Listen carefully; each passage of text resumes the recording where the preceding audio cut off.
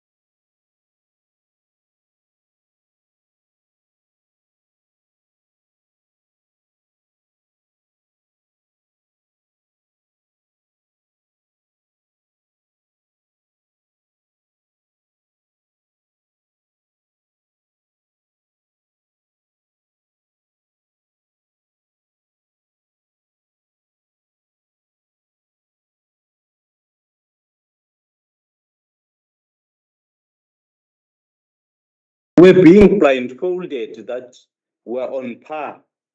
There are these bodies, we will be sorted and so on.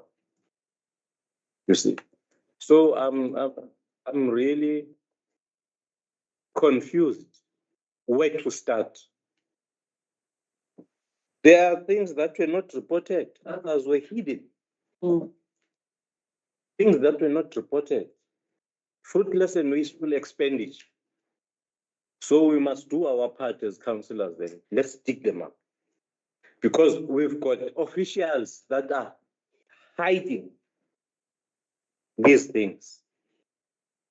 I've seen a car of the municipality, what have you, that was sent to, went to a mechanic, and it stayed there forever.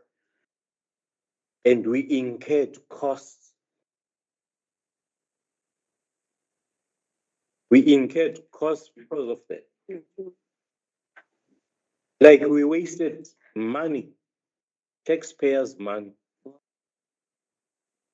for officials who are not doing their work diligently.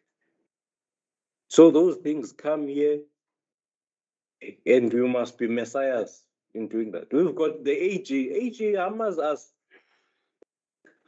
AG comes to council. It goes for the mayor. That where were you? And you are leading us. We are all going to be in such a mess that we are not looking after the taxpayers' money. I don't know how many monies that should have gone to service delivery. Water restrictions, the item is coming, water restrictions. That's a problem. There's so much money that we're wasting. And I think we must work together as this council. Our oversight must be sharp. Thank you very much, Speaker. This item, like, we couldn't just leave it and say we support and that. We must talk about it. We must raise unhappiness about these particular items. Because these things are reported, they are written smartly that it was reported to council. You see, something is done, it's in monetary funds. Then there's only a status of disciplinary steps, criminal proceedings reported to council. And people are going to ask, and so what? What did you do, council? It's councillors now. What did you do? Whereas we take recommendations in council and say, this must be actioned, and these things are not being actioned. Really, these are the items that we should stay on them and hammer at them, so that officials must know that we are not happy about what we are seeing. When we talk about the taxpayers' money, these are the things that people hate to hear about, that we are wasting money. Thank you very much. Thank you. Councillor Velamso. Speaker, I would just like through you ask legal just to explain regarding this disciplinary board. Because if you allow me, Speaker. Right. Morning, councillors. Madam Speaker, yeah, I said the last time I've been in a special legal situation because I'm a member of the board. I don't want to make excuses for the board. The board did meet on several occasions. The challenge was that the board never had someone, administrator, to receive items or to assist the board with taking minutes and so on. So we did it ourselves. But it's not an ideal situation. I cannot receive reports, sit on a board, decide on whether a person must be disciplined or not, and criminal charges must be laid, and also investigate the same person. Because that's what the board does. It asks me to do the investigation.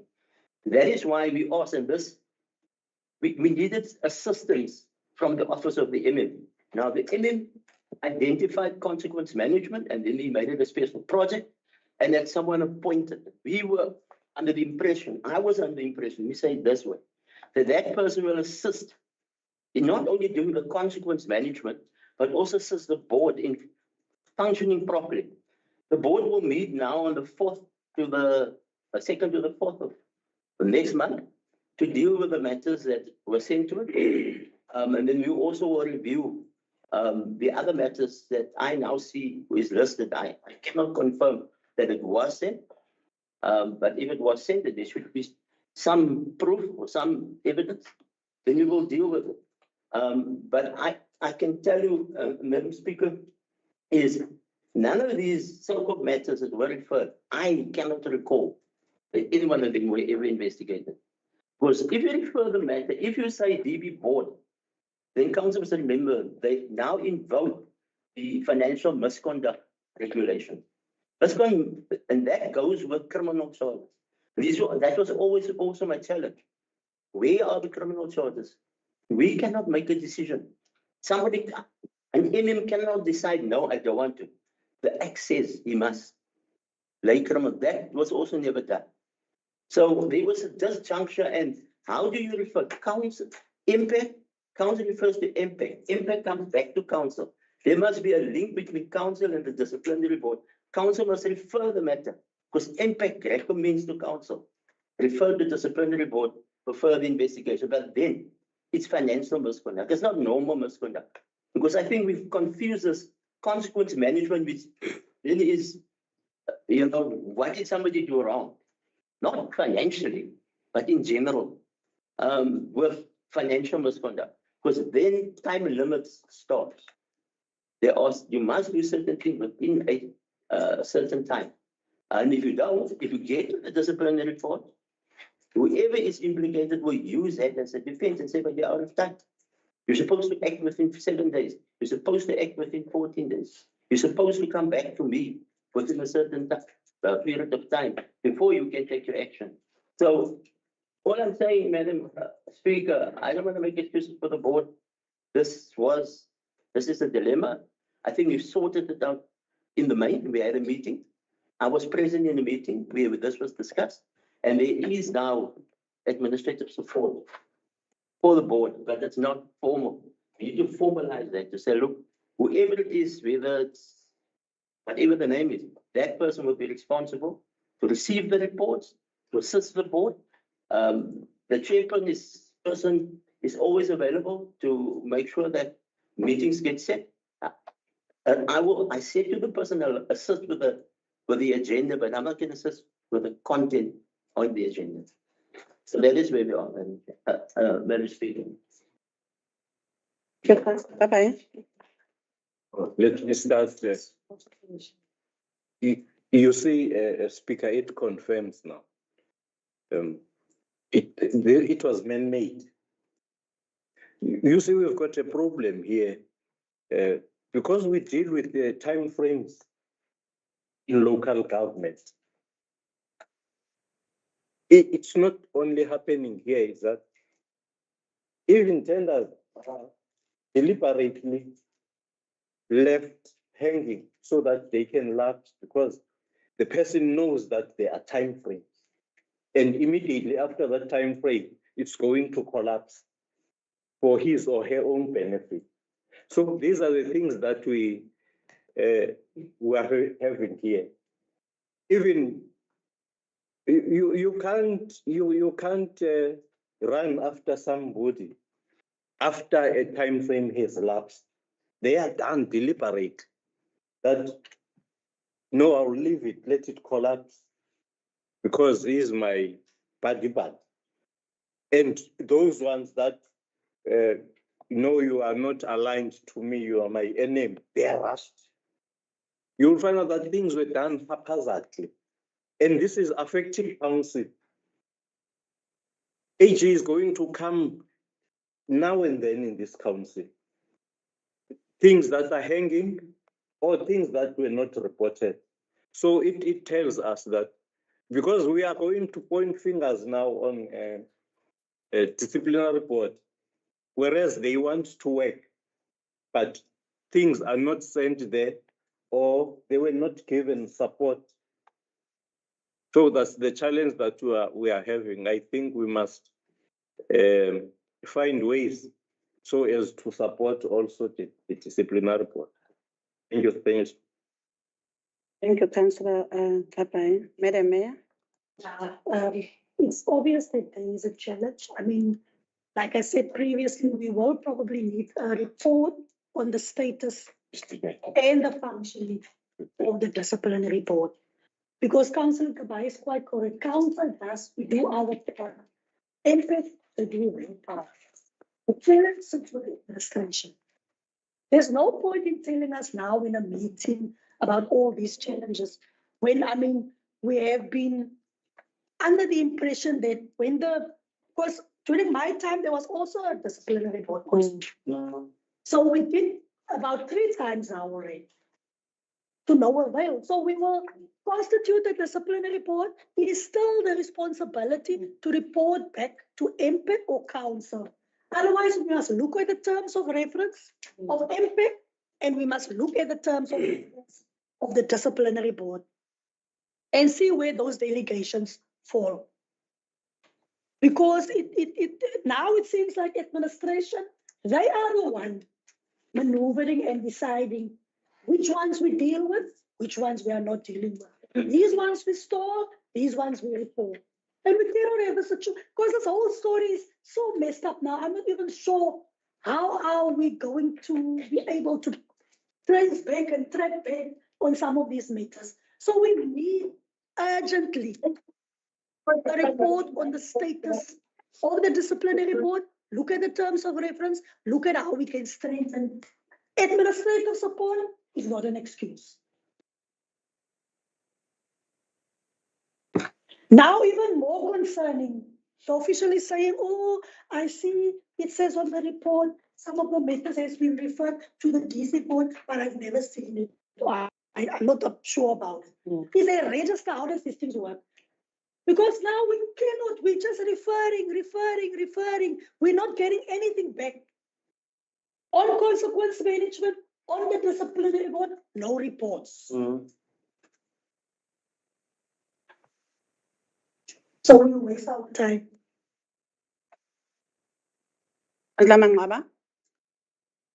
Speaker, we are really sitting in a quagmire where this is concerned, because now it begs a lot of questions. First question would be, how independent is our MPEC? Because from just the deliberations, you can tell that there is information about issues relating to fruitless and wasteful expenditure and other financial misconduct. However, they are only utilized to actually gun against certain people when the time comes, which then now it really questions how independent is our MPEC and how intentional and responsible are the officials that would actually ensure that what we mandate in council comes to light. Because we are all aware that we do have a DC, but that disciplinary board sits when we are hoping to deal with a certain person. Because I remember when we sat with the case of Melanie Paulson and that of Mangoba Ngobo, then we were told there was actually DC. Beyond that, we are sitting down, we don't know what is referred where and how. And then it actually, we are expected to actually do our oversight, but when it's done, it sits in a certain office up until that one day that one person decides who they want to actually chase and what sort of information they can use. It questions now the sense of responsibility of the officials that we work with.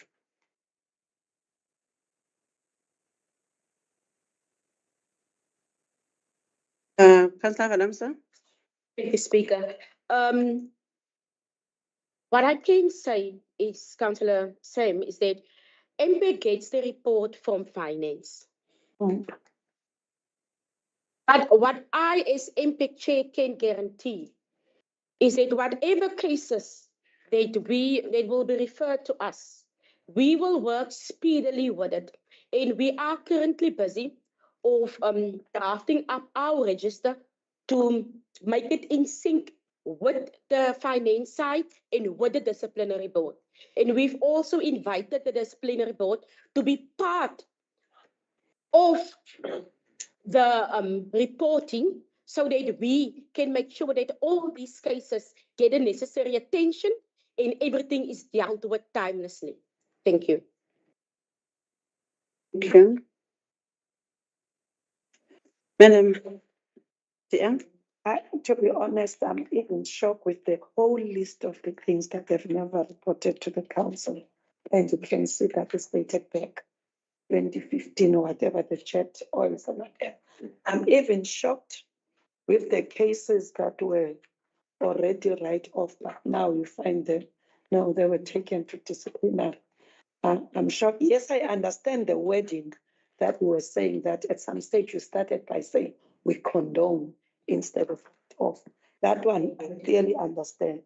But now to find such a whole list of things with the time of a whole year, if not two, that were working as a full-time councillor at that time, but still these kind of things are coming so much. It really clearly says that some were intentionally not brought forth. Some were intentionally not brought forth.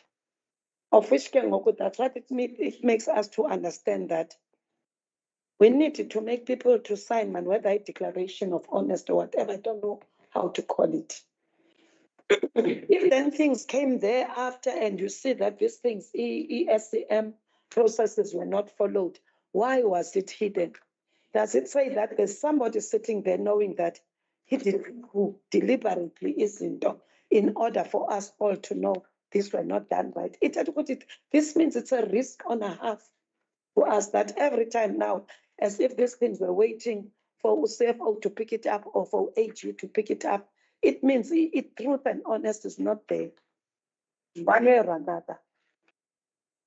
And the independence is there. I could assure that the independence of MPEC is there, relying solely, if things that we don't understand, to be guided how to handle them. And the training Zakasalga was always taking us through to that. And you could see that the buck stops with the officials that were supposed to report these things to MPEC so that MPEC must deal with. And the fact that even a disciplinary committee needed to have somebody who can take these things and report to MPEC, as Mr. Crouch is saying now, it's things that we didn't know because there was a disciplinary that was sitting. Whether how the cases were chosen to bring in, it's true with the Councillor Mangaba saying that disciplinary has always been there, with the fact of even disciplining the administrators when you want to take them. But to see such things, now that they come out and they discipline, in case of somebody used the USB and made it that everything was collapsing, it has been a long, you know what I mean? It has been long coming for us to start to see now that it's still something hanging there. It's unfair. Mr. Blanche. Speaker, yeah. Yeah, we're venting now, Speaker. Everyone is just. Speaker, there's something short in this agenda. What is it? Report. Which page? No. There's an item short on this. Oh, I recall there was a time that we brought the item here saying it was irregular expenditure and wasteful in the office of the previous executive mayor. I've been going through this. I don't see that here. Because it was also referred to. It's missing here. I don't see it. So it means that we were not dealing with it. So you can see that there's things, it's either I've missed it yet, but it's not here. And can I get clarity, please? I don't want it to come up next year in the elections. Councillor Valamsa. I think at airport, I don't. Yes, Speaker. Under correction, through you, Speaker, I would like just the CFO to answer Ms. Councillor Blanche. I would say everything that is here, that is not dealt with, all of these issues, MPEC haven't seen. Everything that MPEC have dealt with and is closed in the register will not be here. If I'm correct. Please, Speaker. Correct. What she's saying. Yes. There are matters, the reports that were dealt and closed. They still appear. Those matters that says they were condoned, they're not supposed to appear any longer because they are done with, and they still appear with the report. So what is the purpose and the intention of reporting something that was resolved to be condoned by council? So if you bring it back to council now, what is the intention? What do you say council must do? Because it has already been condoned by council. So there are those matters. There's just lack of information. And also, I think what is also, was Mr. Krauts is saying here that there are issues of prescription in terms of other matters that are here. Most of the matters, lapse of time, you can't do anything about this because you brought it after 5 years and stuff like that. Maybe these items should be referred back so that the council is well informed of the decision that they can make in terms of this identified irregular expenditure, whether they can still Taken out or not.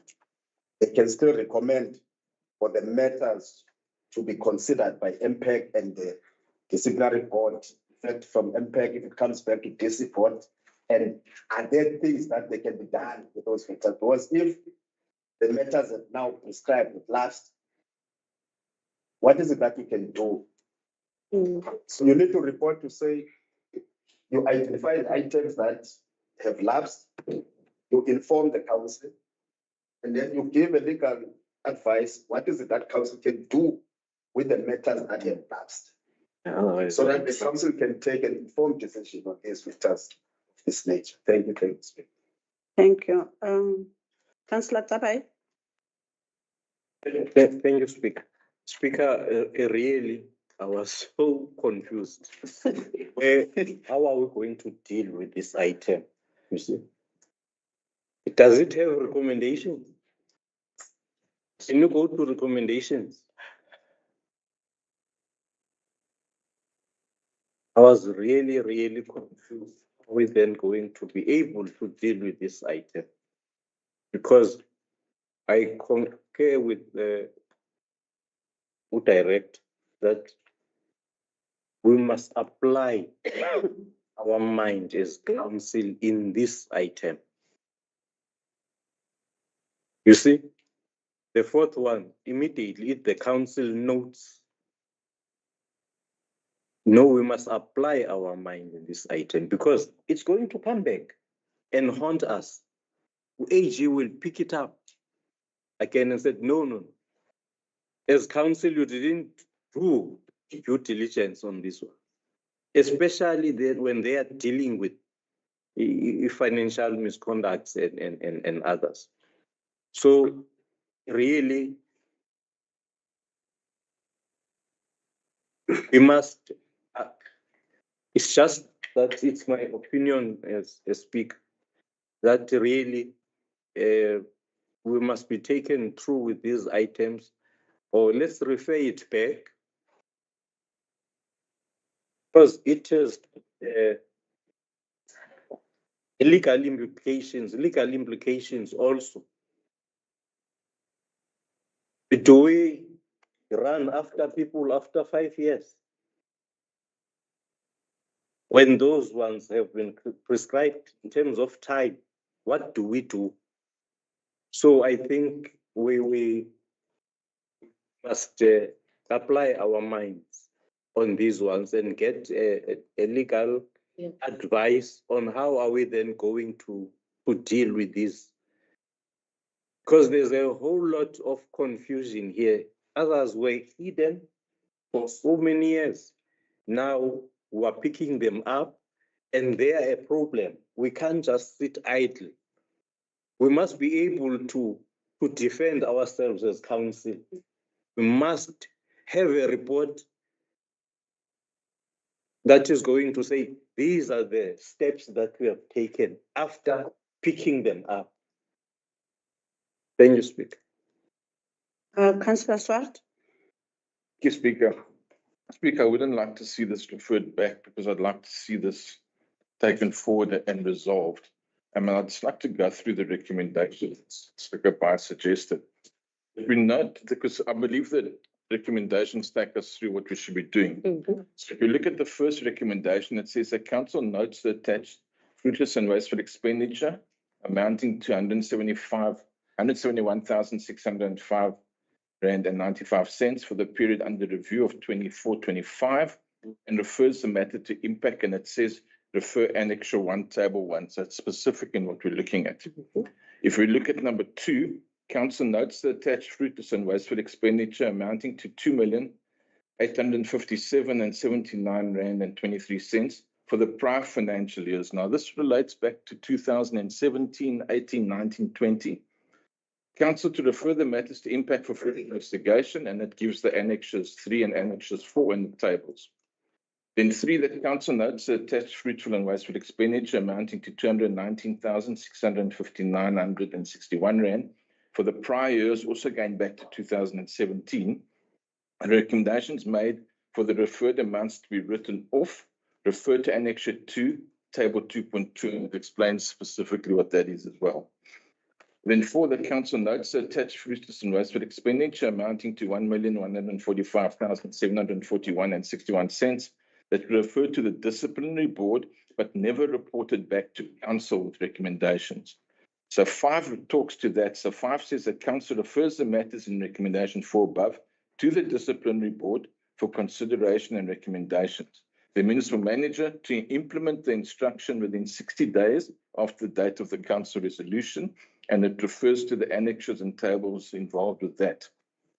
Then 6, the last point, that council referred the fruitless and wasteful expenditure amounting to 5,500 Rand to the municipal manager to implement consequence management.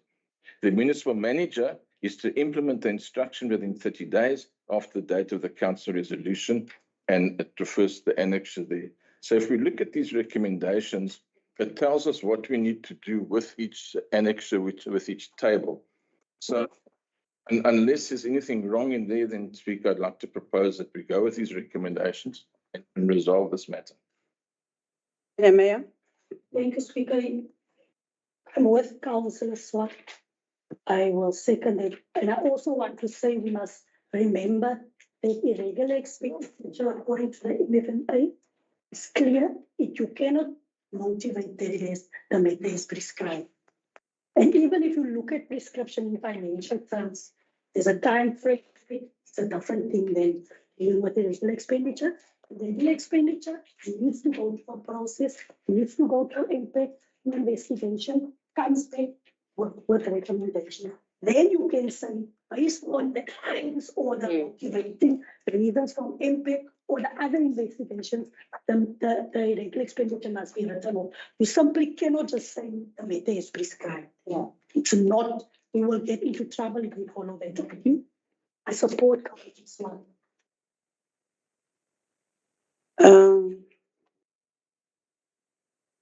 Councillor Blanche? Yes. Madam Speaker, I think this item was brought to council by the acting municipal manager. Sorry? I think this item was brought to council by the acting municipal manager. Okay. The wording in most of those instances, it says still the municipal manager. Because the response times is 30 days and others is 60 days within after council. So the acting municipal manager will then take full responsibility on this. So that it doesn't disturb him with the municipal manager and him being the acting. So he must still take full powers. The acting ML. Therefore, thank you for a comprehensive report, and I'm happy that all the transactions are shown. However, in our next meeting, can we get a detailed implementation plan of this report in our next meeting of the wasteful and irregular expenditure? and which action plans have been completed. Thank you very much. The item has been seconded, another one proposed and seconded.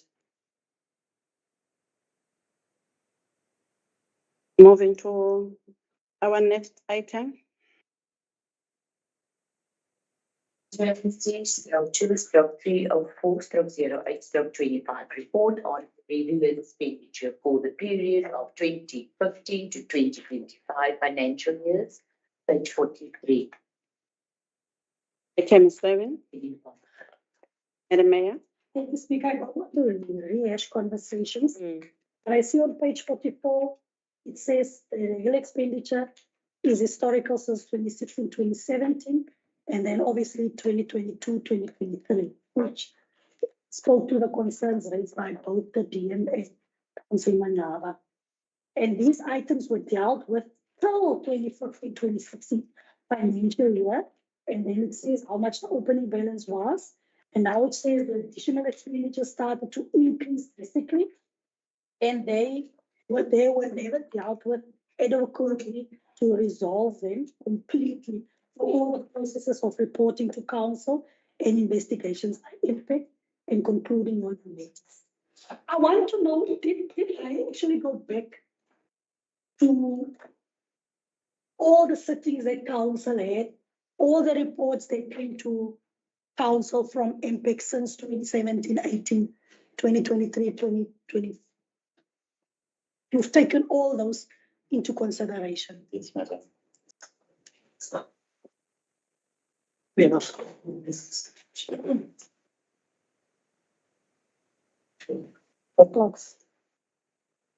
it a question to the CFO?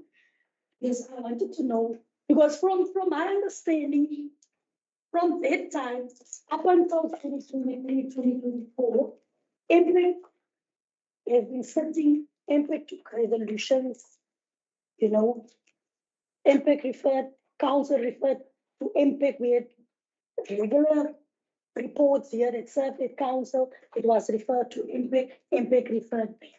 So the wording is just worrying, but anyway. CFO?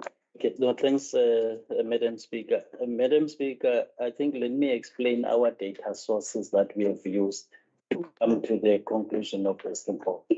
What we have done, we've looked at the financial statements, all the financial statements for all the financial years. Now, hence, you see on the report under the expositions of facts that we are saying where the opening balance as of the 2015-16, it was about 45,000. Yes. So it means the preceding ones they were dealt with. Yes. Now, then this only one, then it became an opening balance then from those financial statements going forward. So we've looked at all the council resolutions from 2015 up until to date. What we wanted to pick up, we wanted to pick up all the resolutions by council where they are referring the matters to MPEC. That was our first premise. And then we went to MPEC. We look at all the items that MPEC has dealt with in terms of a recommendation to council.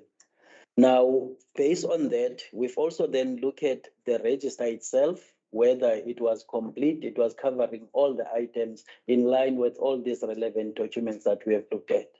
Now, from that exercise, then we started to identify, hence then we categorize them according to the annexures. Now, annexure number 1, it says that these are the expenditures that never went to council, that were incurred in 2024-2025 financial year. That's annexure 1.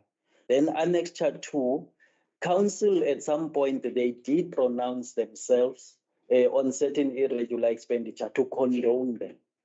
Now, according to the legislation, section 170 of the MFMA, only National Treasury can condone a irregular expenditure and not council. I know historically then, back in the days, one would take an item to council to say, council, can you condone? I think during that time there was no it was not, the legislative was not used to the letter in terms of the wording condonement. So therefore then all councils at the time, they will imply that condone means written off. Now, hence then we are saying from this category, which is Annexure B, we are saying council respectively condoned those items. Now, for us to effective and write them off, we are saying council, based on the resolutions that we have taken, can you rectify the wording so that we are able then to write them off from the financial statements? So then that one is Annexure B. Now, Annexure C, these were the items that were referred to the DC board by council. Now, DC board was supposed to look at those items. Now, I think, take it for what Mr. Crouch was saying. Once an item reach a point where that MPEG refers to a disciplinary board, then it implies that there is a financial misconduct that actually occurred.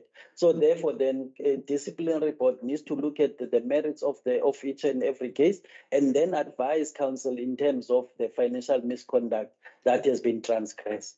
So those are the items that were referred to the disciplinary board. They needed to find its expression then back to council in terms of advising council on those particular items. And then now Annexure D, it was also referred to disciplinary board, but what we could not trace recommendations coming from the DC board to council on those matters. Hence, we are saying they are still hanging with the disciplinary board up until disciplinary board brings back an item of recommendation back to council.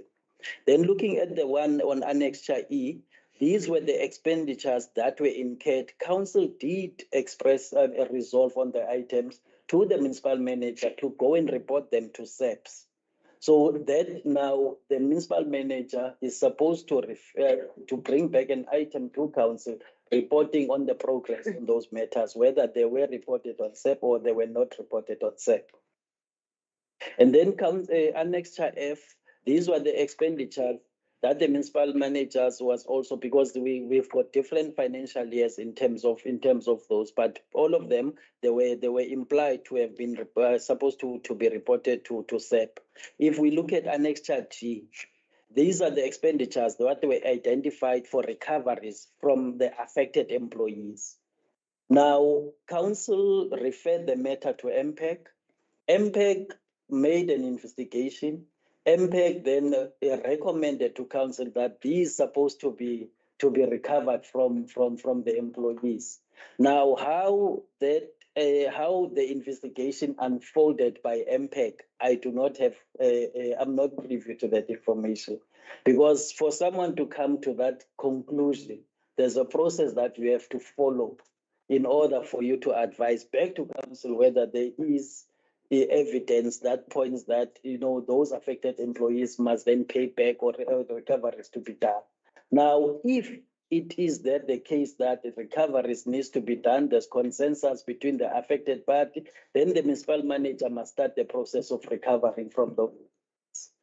Now, if we look at Annexure H, these were expenditures that were identified during the audit, because those ones, the administration could not determine whether they form part of the definition of irregular expenditure. But AG has identified them. There's a process that has been followed by AG and administration to come to a conclusion that those matters, they remain in the audit report. So therefore, then based on that consensus, then those items, they must be reported to council, because council did not have knowledge that there is irregular expenditure that has been incurred. So then that Annexure H then speaks to that. And then Annexure I, these are the expenditure also identified by AG for council and MPEG. So basically then this is how we managed to develop the report. We cross-reference the report to all the relevant documentation for all the committees, which is your DC, your MPEG, as well as council resolution and also MPEG resolution. So we are saying then to council, these are the items that we have identified. Some of them, council have dealt with them, but then it's only the wording that needs to be rectified. Thanks for that. Thank you, CFO. The mayor. CFO has participated. Oh, okay, So I wanted to know, so the problem was also that with the irregular expenditure that has been contained in the AFS, so there were no, how can I say, consolidation? There was no correlation. Okay, And the completeness was also compromised. okay, I understand. Mr. Swart? Thank you, Speaker, and thank you to the CFO for that clarity and going through all those annexes and the tables. And if you look at the recommendations, much of what the CFO said is contained in all these recommendations, right through from number 1 to 10. So I want to propose that we go through these recommendations. Thank you, Speaker. Mr. Valenza? I second the recommendation, Speaker. Okay. Thank you. We are moving now to the next item. Section 3, corporate services, 3/3/0/0/0/25, occupational health and safety report for April 2025 until June 2025, page 144. Item is 7. Councillor Annelies? Thank you, Speaker. Speaker, I am going to support the recommendations from the Executive Mayor, but I do also have questions in my mind. When you relate the health and safety to maintenance, there was a time when we sat at this council, and I think the decision was made on our community halls. And we decided that I remember we still had an issue with New Horizons one because there was a decision that New Horizon was in the worst state. So we started there. So I would like to know how far we progress, because if you look at the Kransuko, nothing has happened. And in view of what SASSA is saying to us now, that they cannot use our facilities, which are generally our halls. They cannot use our facilities because our facilities in such a poor state and the safety issues. I mean, this has been a long coming thing. So for me, the question is just, where are we now with the maintenances of these spaces? It's not just the walls, but I am particularly concerned about that because it's actually stopping the service delivery to our communities because they're saying that we can't use our halls. If someone can just respond, Speaker, I would really like to know. Thank you. Thank you. Director? Mr. Sakati will deal with that issue. It's his mandate. Thanks. Madam Speaker, after hearing the report, assigned the manager facilities to take the report from our HOS office and have a team to give directly all those issues that are there. So since last week, we started to work on that and the prepare an item for portfolio to update us on the status. I've also requested Mr. Stillman to get the report from regarding to the health inspectors so that we can also work on that report. We'll inform council soon the outcome of those investigation and what measures we can take to rectify. Thank you. Thank you, Mr. Sakati. Madam Mayor? Speaker, there was on page 146, there's the explanation that we are awaiting a tender to be awarded for the maintenance of the buildings within the municipality. My question, Michael, was whether it also covers all the buildings, including the municipal community halls, because you only see this progress under main building. And if you look at the other facilities, like the Kranzhoek Hall, it says no progress. So I wanted to know what exactly does the tender cover, or which buildings does the tender cover, and also how far the process is with the award of the tender. Because some of the issues is really just maintenance orientated, where we have now the budget in the adjustment for the upgrading of municipal facilities, but there seems to be quite a slow progress. So how far are we with the tender? What exactly does the tender cover? Mr. Sakati? Thank you, Madam Speaker. Agenda is at the PSC station. And I've given instruction to the officials that we shouldn't wait for the tender if they that we give us that is now while we wait for the tender process. Thank you. Thank you, Madam Mayor. Does it cover all municipal buildings? That, also falling. Councillor Swart. Thank you, Speaker. I can't remember if Councillor Annalise proposed or not, but I'd like to make an amendment to something if she did and if she'll agree to that, is just in point number 2, that it be noted with concern that a significant number of items identified in the OHS report remain unaddressed, reflecting a lack of progress, and that anticipated completion dates be included in the report. We can always change the dates, but if we've got something to work to, I think it gives us a better idea of the extent of the problem and when the problem can be addressed. So I'd like, if with Councillor Olufier's permission, to include that into item 2 on the recommendations, and I'll second the recommendation. And Speaker, I support your response.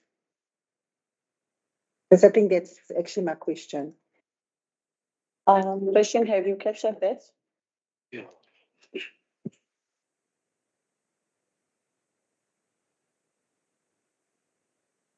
Thank you.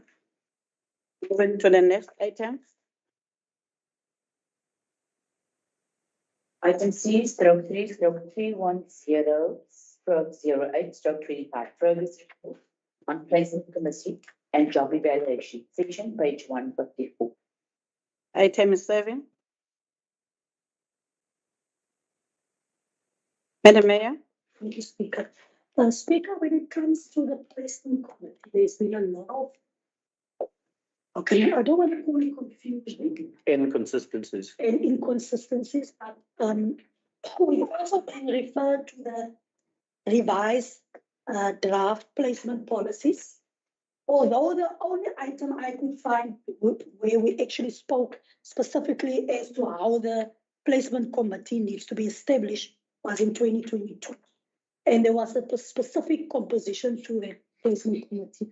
And I haven't seen any other item that actually revised the establishment or the composition of the placement committee. But the challenge that we sit with now is that we have a situation where we have the new org structure.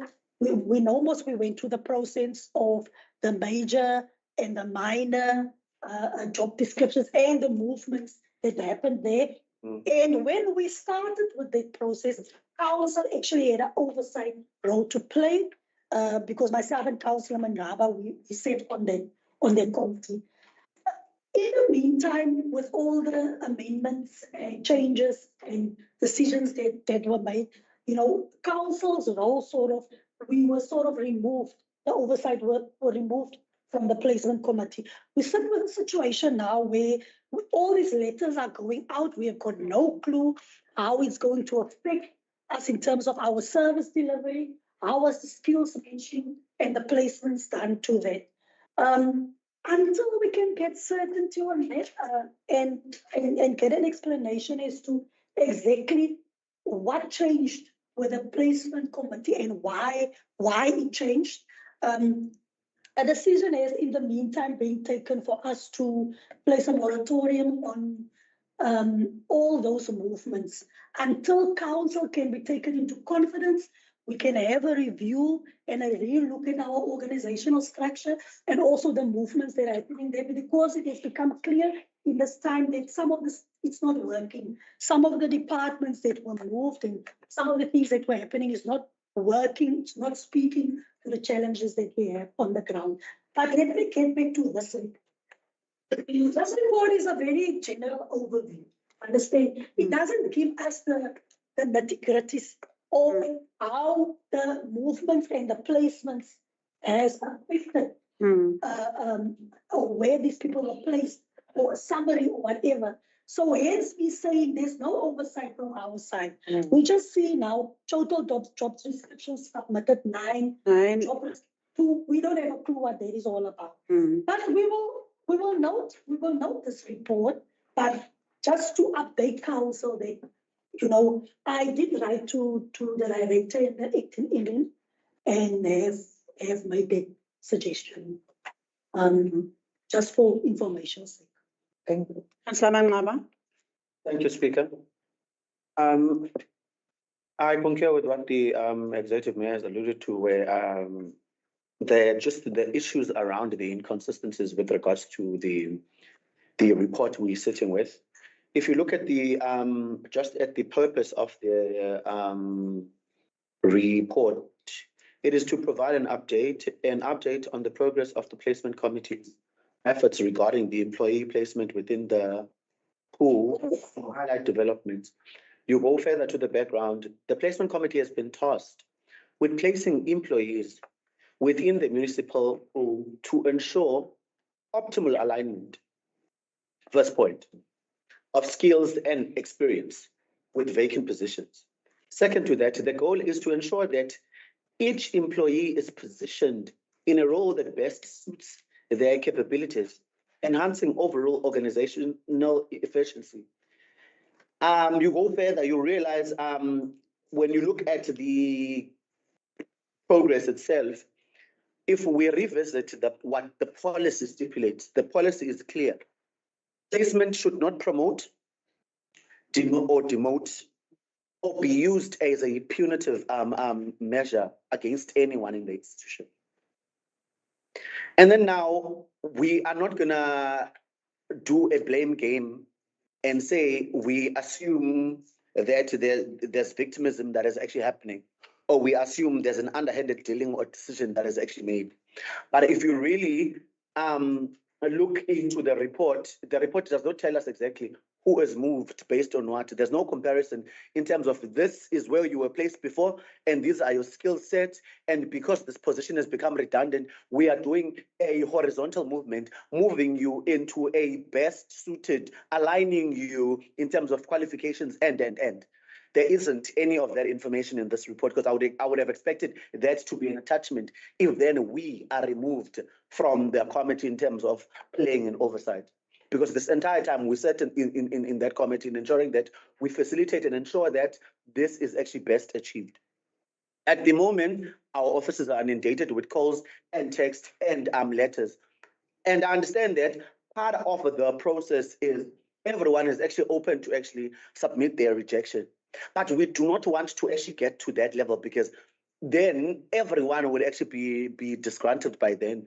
Meaning these sessions that we have literally every quarter of wellness are just a day out of office for people to go play and come back and be frustrated again based on processes that are actually not done as they're supposed to. So I'm with the executive mayor that a moratorium be placed around the letters that have been issued out up until we are all put abreast in terms of what's transpired in the process. Because at the moment, we have a resolution, a standing resolution that we are supposed to be playing our oversight role in that session. And to be honest with you, we've not sat in that session, so we don't know what really is that has transpired. I expected to find in the report that given the fire disasters in Ward 3, and we had picked up that the employees that we have in our disaster management team are two people who are Afrikaans and English speaking. They do not speak any other language besides that. That became a barrier when they were attending to that community. You'd think that when we actually sit and actually do these movements, we consider those. Take for instance, we're not mentioning names. I'm just kind of giving an idea. Why is it that I'm a bit effy about why is it that we can't go on with the decisions that have been made on that table up until we are put abreast? There's a certain somebody who, let's say, who's working at Triple C. And you look at their profile. They have a matric. They have a post-matric, which is a national diploma in HR. They have another N4 in something else. They are now reassigned to general work at water. That is demotion in its clear definition. Now we have people who were CDWs, because now that is dissolved. They're actually moved in clerical positions. And when you look into their profiles, they do not even sit in that space where skill set is concerned. And we are not trying to actually what's this? Sound like we are protecting others while we let others go under fire. But what we are seeking to achieve is optimization as per the requirement, alignment as per the requirement, horizontal approach in terms of movement as per the requirement. Because anything outside of that will be unjust. Thank you. Thank you. Councillor Kapai. Thank you, Councillor. Yes. Can you speak? Speaker, if you don't want to have a sick workforce, we must correct these mistakes. I can put it, they are mistakes. I don't want to be harsh. We must correct these mistakes if we don't want to have a sick workforce. The first one that I've picked up, how do you place a qualified person to be a general worker? That's my first question. How do you do that? You take somebody who's got expertise and send him or her somewhere there down, as Councillor Mangaba is saying, that it is demotion. Look, I'm not going to beat around the bush. There is the politics at play in this, because people are put on placement deliberately so as to cater for those ones that belong to other political parties in this municipality. And we are killing our working force. And it is wrong. We must condemn those things that you can't. If Councillor Mangaba just made an example about what 3. When I came here in these chambers and said, we need a report, a concise report of what happened in Ward 3. Give us data. You don't hamsack data. You must communicate with those people down. They will give you information.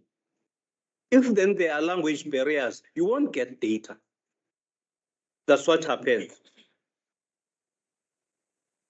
That is why you will find out the executive mayor was calling meetings left, right, and center.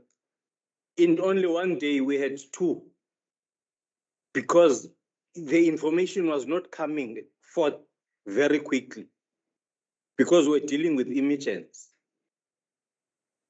So I'm trying to say, there's no alignment in this placement.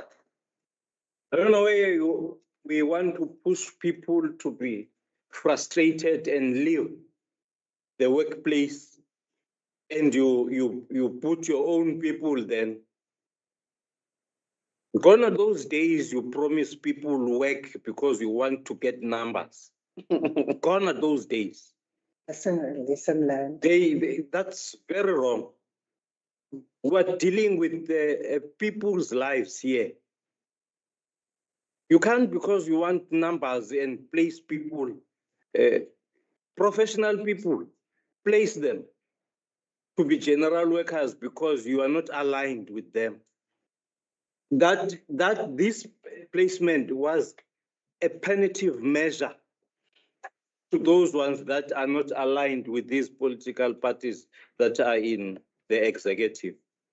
We are going to put bluntly that way, that you are not protecting municipal workers, because this placement was really for this placement.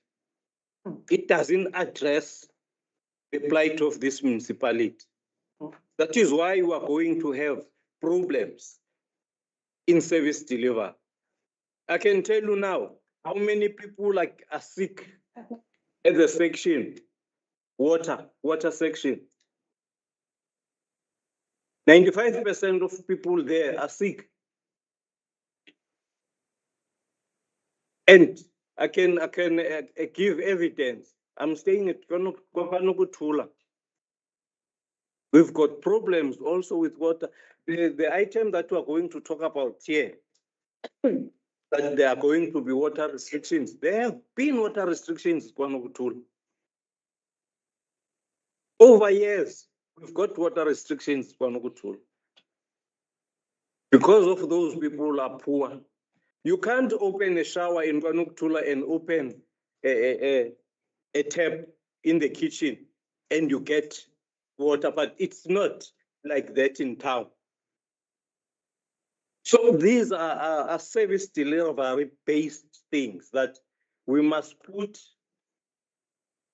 people that are qualified in those positions so as not to get these problems. Thank you, Speaker. Thank you very much, Councillor Gabai. But I want to emphasize that you are wrong by assuming that it is the executive that placed people where they are not suitable for. This is administration. It has got nothing. Please oversight. It got nothing to do with politics. You can't fold your arms, whereas you are saying. It got nothing to do with politics. It got nothing to people that want to win numbers, whatever. I don't even think that the administration knows those people in which political parties they belong. I speak. Please. I will answer. Please. So please. I will answer. You are not supposed. You are not supposed to choose unless the shoe fits you very well. No. It fits you very well. The shoe fits you very well in that placement that has been done. So you are accusing me now. I was involved in the placement. You are defending it. Why are you defending it? No, because you mentioned that it is the executive. I've never mentioned the name. Who said? Who is executive? I've never mentioned the name. Executive. Who is executive? Because I'm part of executive and I was not involved in placement. I will not sit here and allow you to accuse. Who said the executive was in placement? It is you, Councillor Swart. Thank you, Speaker. I'd like to second the note in the report. Thank you, Councillor Swart. Want to, okay, no, it's fine. Who's proposing and who's seconding? I thought the mayor proposed. Mayor proposed. Seconded. Just for the record, sorry, Madam Speaker, the mayor added additional information here. Should I put it on because the mayor said that it been noted that the moratorium has been placed on the latest issued, pending an update to council on the placement process. And then there was another one that a detailed report be submitted to council on the placement of officials in line with the criteria set out in the council approved placement policy. Should I not include that? Yeah, do. It's a very good, thing. That is what I want to note, the recommendations from the. The letters that yet to be issued. Now, all the positions. All the placements that happened in the meantime with letters that has been issued, all of those placements, whether the employees has accepted it or not, we are placing a moratorium on those, all of it. Until the minor placements were done mostly. What happened to the major placements? And then there was most the positions that were redundant. Were those two. We don't know. We never received a report to update us on those. Like I said previously, we're sitting with a situation where employees were moved into service positions, to service delivery positions that were mismatched.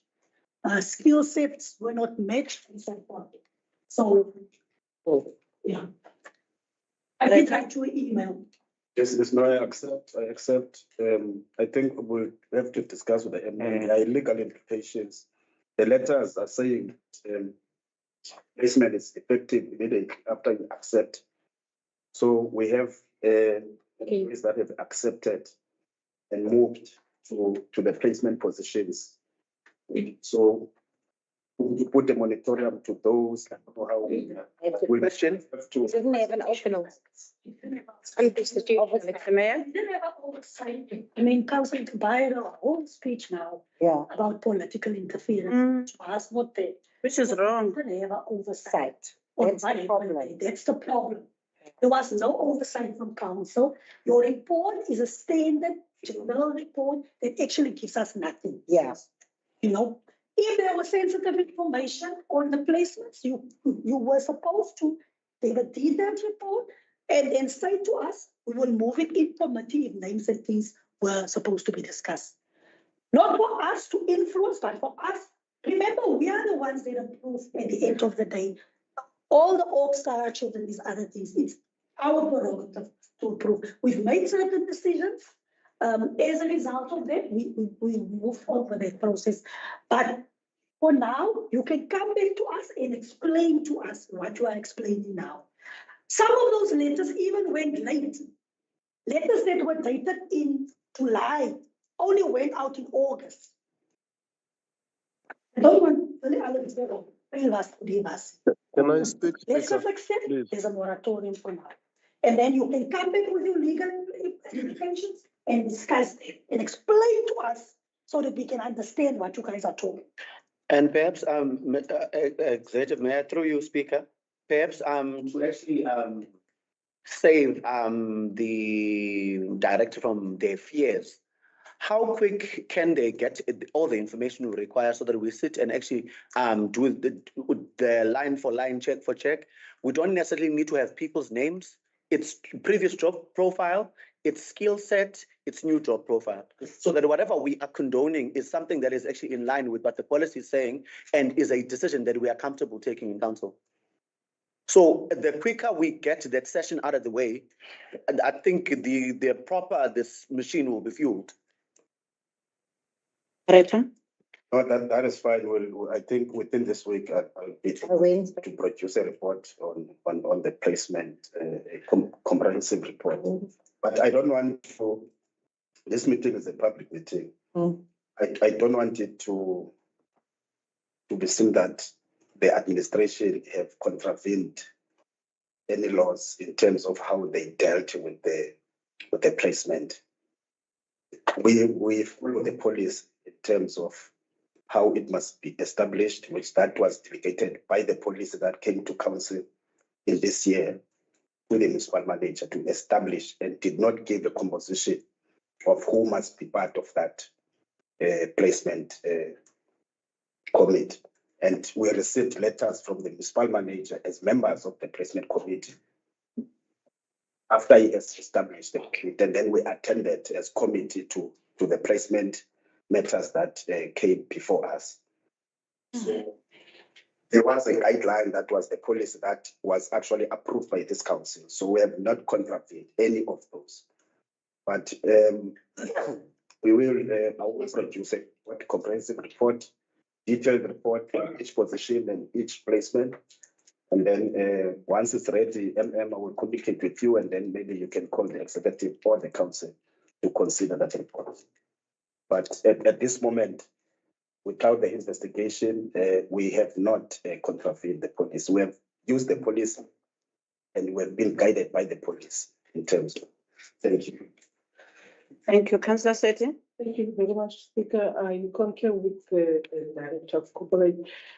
I'm just worried. I thought that that recommendation, I think it's the last one, that the progress report on placement and job evaluations in period April to June be noted. I thought it was going to be added in something like what criteria do they have what's the word, determine who goes where.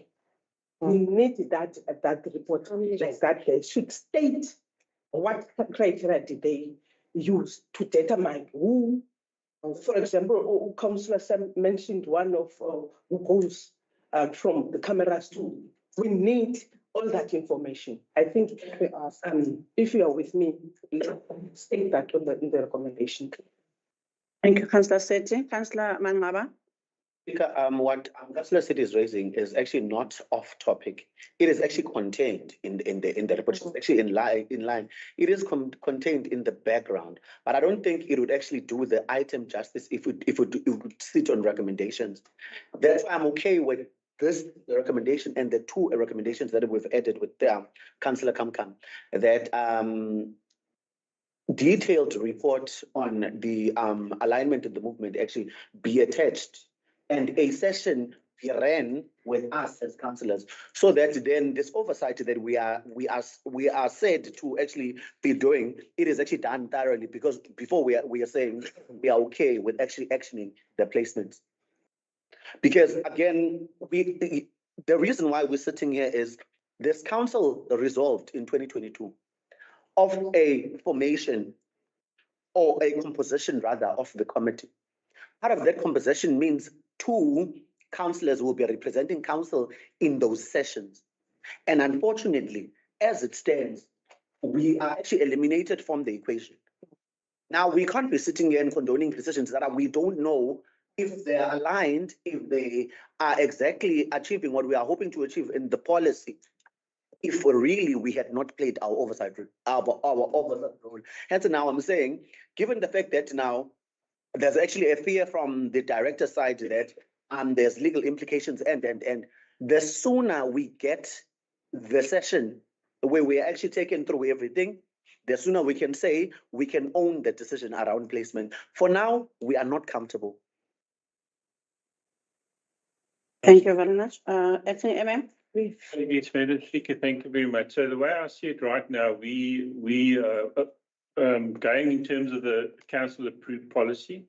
However, on the other hand, the councillors are like a little bit worried about the oversight role that should have come in that policy somehow. From an administrative point of view, obviously we worry about deviating from a policy. If we do that, then obviously council will then take us to task on that. I think maybe it would be, Director Oliwe, maybe it would be that we should have added more information to it, just so that council would be either aggrieved by the way we've done it, or say, okay, now I understand what has been done, for council to play the oversight role. So I think what we got to do is actually give some more information into the report, because it's come a long way. You know, we've sat down initial stages, we got the unions involved, we workshop the policy itself. Given us, we're trying to get our head around the policy and how we should implement it. But yeah, somewhere along the line, I think we've lost that ability for council to play the oversight role. So a report of more substance to council would have been more beneficial. Speaker. Usually reports that are actually brought to council, we have 5 minutes to actually comment on them and then we vote on them. I don't want the placement to actually be done like that. We would actually render it injustice. Let me take you through for people who've never sat in placement. What we do is, with minor changes, the sections come in one by one. Then you look at the changes. Then you reach a consensus between the employer and the unions. And then the session is done. With the major changes and redundancy, everyone is sitting in the pool, meaning we need to do now a thorough check in terms of Councillor Kabai has been a CDW. However, now that we've dissolved CDWs in the new structure, what sort of skill sets does he have? What sort of experience, what sort of qualifications? What position do we have in the organogram, which would not constitute a promotion or a demotion, but it would be a horizontal movement? Then we identify that, then we consult amongst the parties in the meeting. Employer, there's councillors, there's the union. Then when we've made that decision and we base it on the policy that we are not promoting or demoting or being punitive on this person, then we decide this is a done deal, we'll submit the letter. That's the kind of information we need for us to actually be, we say we are on par where this is concerned. The reason why I'm very emphatic about this, if you go back just to, if Ellen could actually tell you how much cases we are losing on arbitration, this should tell you exactly on how we overlook certain decisions when we make them in this municipality. And we are counting on, no, at least they're still employed. They might not reject, meaning it might not get there. And then we'll deal with a staff that is actually demoralized, a staff that is constantly sick, Leah and her office and these wellness days are going to be a total waste of excursion if we are not putting these controls in place. Thank you, Director. I just want to make just two examples. This. Let's say, because I think the council understands how we must place people in terms of not promoting or demoting. Now, let's say we have a case of an employee that is in the pool. The employee is on T4. But that employee has a degree, but is on T4 in the pool. So this degree, if we look at regulations, this employee has got competencies to be at T8, T10, 11, because we are saying there are people, because I'm sensing that we are saying there are people that have education but are not put in correct positions. We don't consider that person, where was that person when he was put in the pool? Was he in a correct position? Was he in a correct level? Let's say that person was in T4. Now we can't take that person to T7 or T8 because this person has a degree. We need to take that person to T4. So there are those issues where we also get challenges. We say, but this is unfair. This one is doing honors, but because we can't move them, we have to put the person in the safety level, but trying to, some other people competencies you really can't find in the structure, but you try to put somewhere that it's where it's similar. So there are those cases where we really find it difficult, even ourselves in the committee, to place. That's why people were sitting in the pool for more than 2 years. People are not placed because it's difficult to place people in the pool.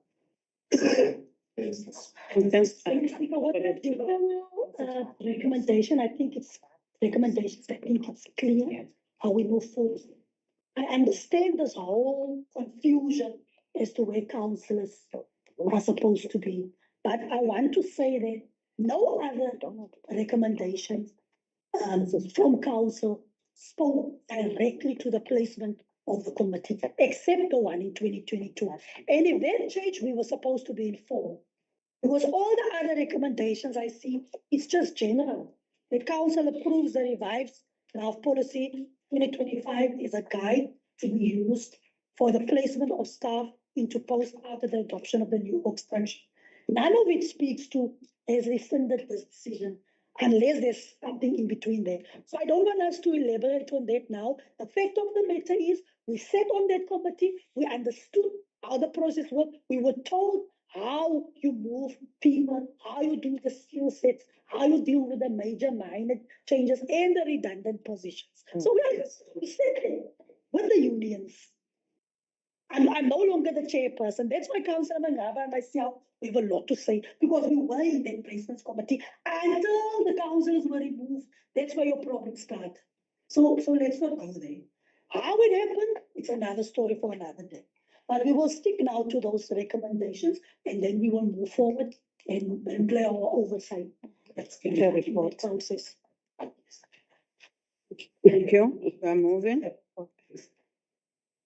Next item. T/3/311/085 quarterly ESP sub-wellness report, page 153. The item is serving Councillor Olivier. Recommendations. Councillor Swart. Second. Next item. T/3/318/085 corporate communication section, social media policy, page 163.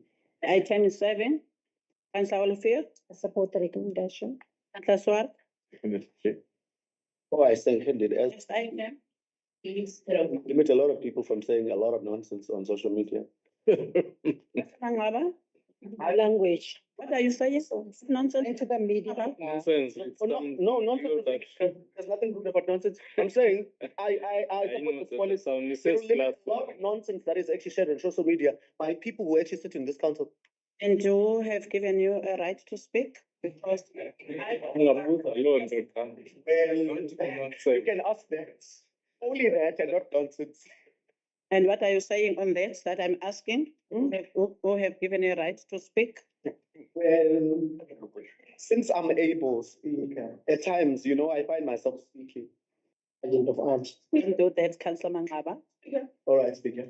Councillor Seti? I asked who seconded this item? Councillor Swart. Oh, okay. I thought I was going to say something before you seconded. But I'd love to propose here that whenever there is this notification of council, I will always see the mayor, the deputy, and you. How about it rotates sometimes, because we're all sitting here as councillors. We might need to be shown there in the media to say there will be a council meeting, or is there any policy that binds us from being there in the social media? You understand me, Deputy Mayor? Should I say? The councillor is asking is from the post that has been advertised that there will be a council meeting or whatever event, so that all the women also be included in the post. Only them represent us. We are not going to. That's it. Councillor Blanche? It must be divided ourselves. We have signed the marketing, councillor says. Marketing.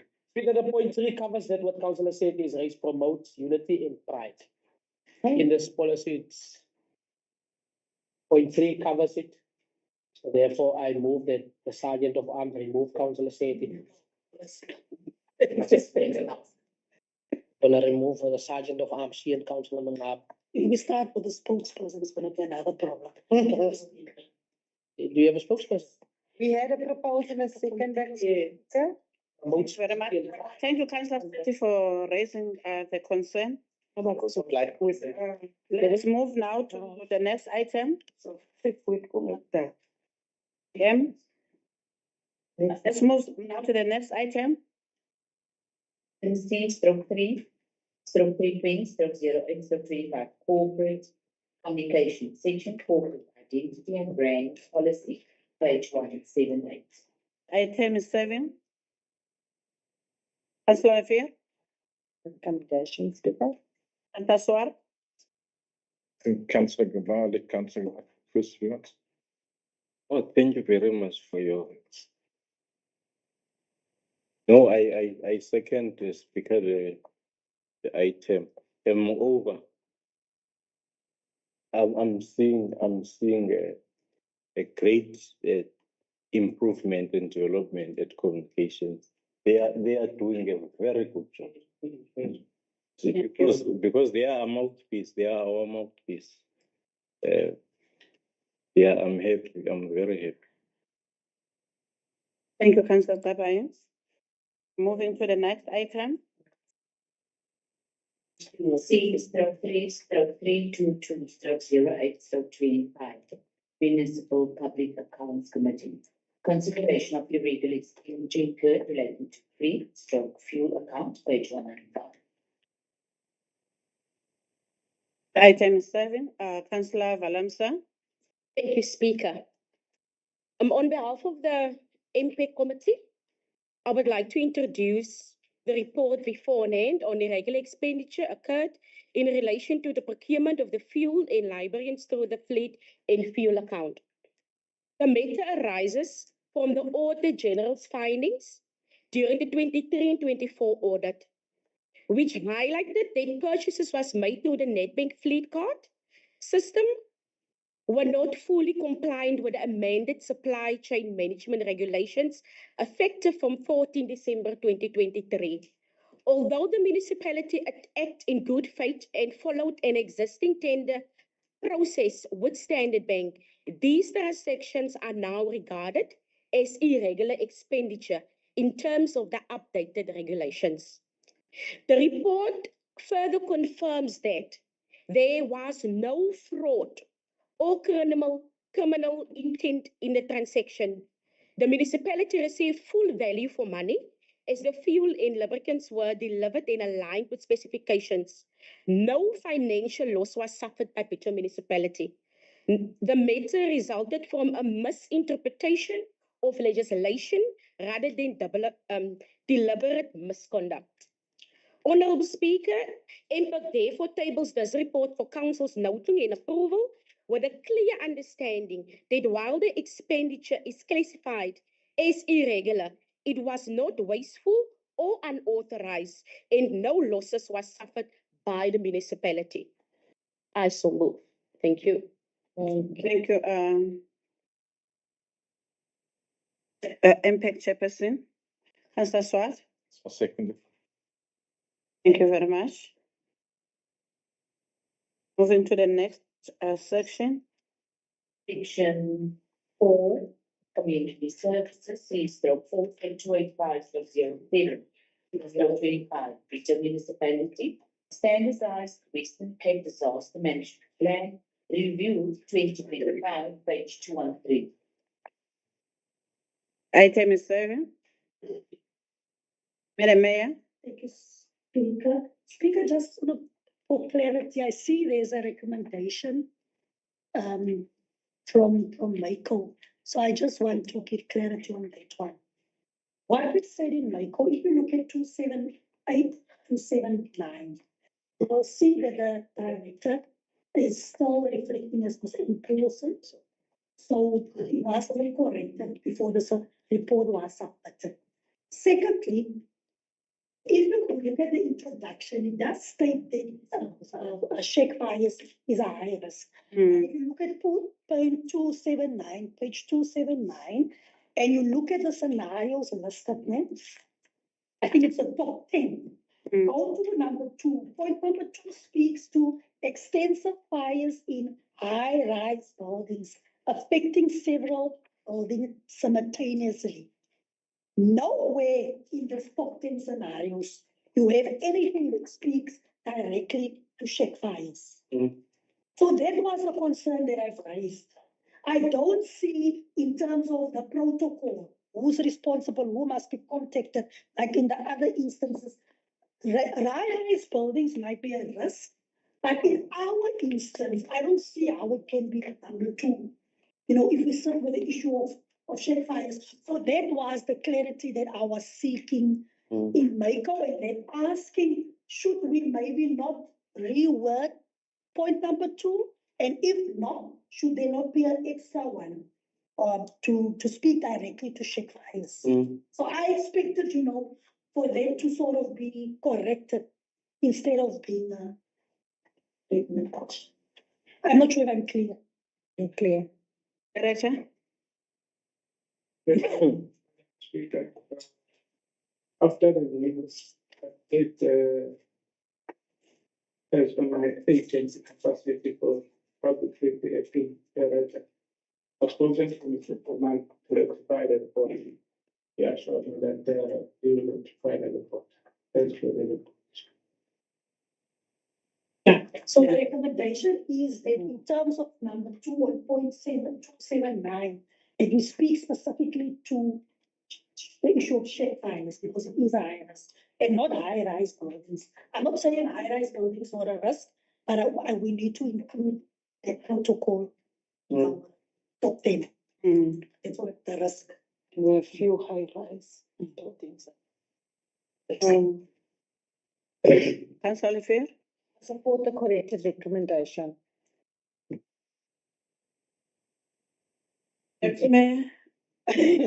Not something you're going to say about the risk. No, I think the mayor has captured it well that each check fires must be classified as a high risk, and it must also show in a risk register of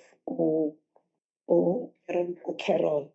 Because if we miss it here, that's what will make it our outputs of a disaster management, not speaking to this, because already we've got a problem of a unit of disaster management that there are only 2. And when you look at that already, Councillor Mangabe has alluded to the language. And when you see that team, when we come and have meetings here, they can't even give us a proper statistics of what is there in the stores, what is there, because they are not equipped. Immediately, when you have that as one of our top risks, then it means we must go and check in our organogram structure. If does it speaks well to that, it must be captured because mostly every year we do get that. So it's supposed to be there instead of only that one. We don't say expensive buildings can't get this, but we don't even have, for instance, of higher buildings. We don't have skyscrapers. The main thing that we're having in our communities is the shacks. So that one, we're asking for that can you remedy that so that our outputs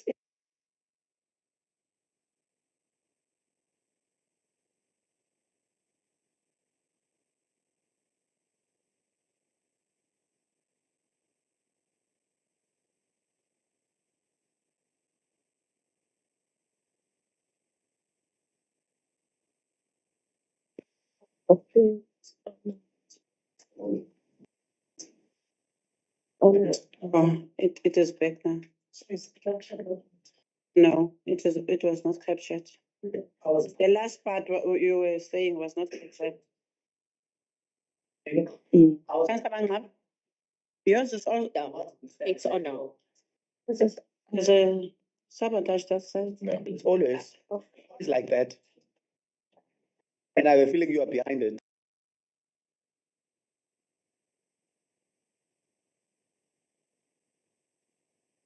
Information, yeah? So the third recommendation is not a recommendation, right? It must be removed. However, a note must be made to actually have the information that is actually stated on that supposed recommendation 3 be part of the report. Is that what I'm grasping? the report was supposed to be updated, I think, yeah. I'm not, and there was a question mark regarding the second iris building. And that was also according to us, and I think most of our knowledge and feeling is that instead of high-rise buildings, it should capture shack dwellings. I'm not sure what process to follow for us to amend that director. Can you please advise? Instead of amending high rise to shacks, I would rather shacks be a point of their own in the report. Because I think that high rise is relating to our top structures. When one actually burns, you find that that entire bus is actually on fire. Informal dwellings, instead, let's say shack fires. But sorry, Speaker. However, no, Speaker acknowledged me. I'm trying to confirm whether that recommendation, are we clear that it is not a recommendation and it must be removed? However, that information must filter in the report. Let it be a recommendation. Mrs. Velda? Just so that it was clear, just adding recommendation 3 that was supposed to be just kept out because of administrative purposes at Michael. However, what I captured here from what Mayor said, not to lose context in terms of what needs to feed into the risk register. I wrote that it been noted that shack fires be added and categorized as high risk and be reflected as such in the risk register. Yes. Yes. I support it. Thank you. Even in our ITP, our budgets and organogram, it must fit. So, who has seconded? I seconded. Moving. Next, Councillor Mangabe? When are we hosting awards of council? Because I think I'm ready to give an award of seconding to Olivier. Award of? The best seconder be Councillor Olivier. I thought both for today. No, I'm just saying we got to have our award ceremony, even if it's end of the year. Because she's in the lead. If you look at all our minutes, you find her there. She's supporting everyone in council. Okay. Only okay. Recommendation. To clarify. Noted, Councillor Mangabe. Moving to the next item. Veteran. 3/4/26/3/25. Informal dwelling finance, page 311. Item is 7. DM. Thank you, Speaker.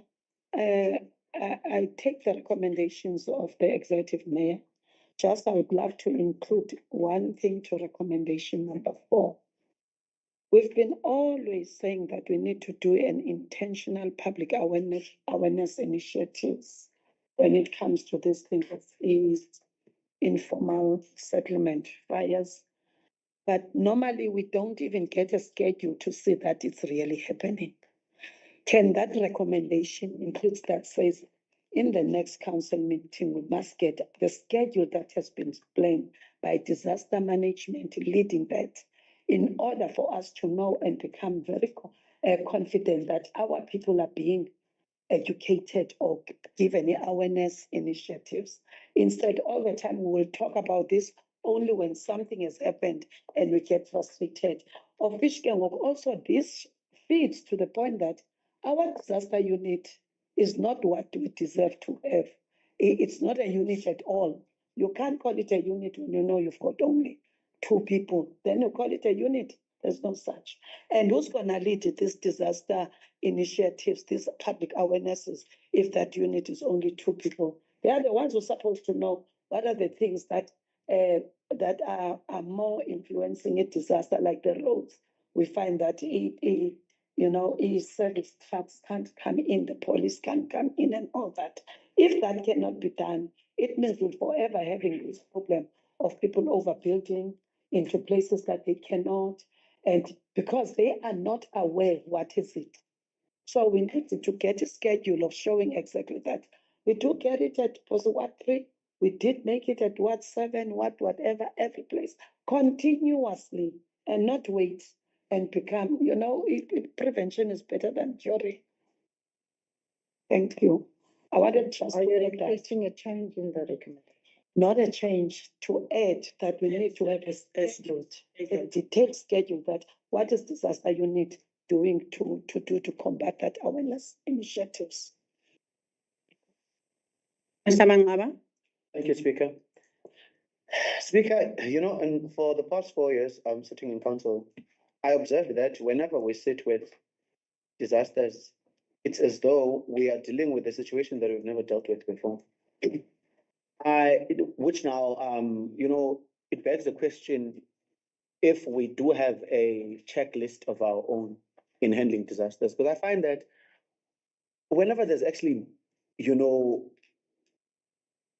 fire disasters, we come to council, and then instead of being led by officials with checklists and all of that, we are caught wanting. Like I said here the other day, and I was just hopeless because it looked as though we are dealing with something that we've never dealt with before. Whereas if you look back over just this municipality, we have budgeted around fires because we've dealt with even bigger fires. But what I find that is that whenever that happens, it's as though there's there's nothing ready. It's like we need to come and troubleshoot where to from here and. We need to have a proper checklist so that whenever officials come to actually report to us, they tell us exactly these are the numbers, this is what's happening, and this is what's in our store, and this is what's to happen, and. Because I find that we brainstorm a lot on days where we're supposed to be acting. Thank you. Mr. Swart. Thank you, Speaker. Speaker, before I second the deputy's recommendations, I'd just like to appeal the administration when they give us information, that they give us complete information. If I look at the graphs on page 30, there's a lot of information missing there that actually makes the graphs meaningless, because it lists percentages in the right-hand column, and the graph itself has got nothing in it. It's just a lot of colors. So just to appeal that we get correct information if we look at those graphs. The second graph is meaningless because we don't know what's populated into what segment. And we just need to make sure we get complete information, but I'll second the deputy's proposals. Thank you, and you have seconded. Mr. Swart.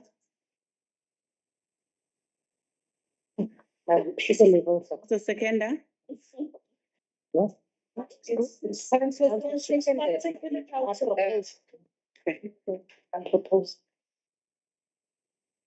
I needed someone else to second for a change. Moving to the next item. Quite excited about that. Why do you say? Stroke 300, stroke 08, stroke 25. Hazardous material and dangerous goods transported, page 31.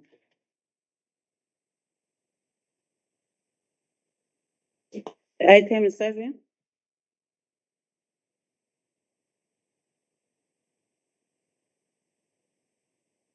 Speaker is not looking this way. Sound fair? I support the recommendation, Speaker, of the Executive Mayor. That's what? Thank you, Speaker. I'll second the recommendation.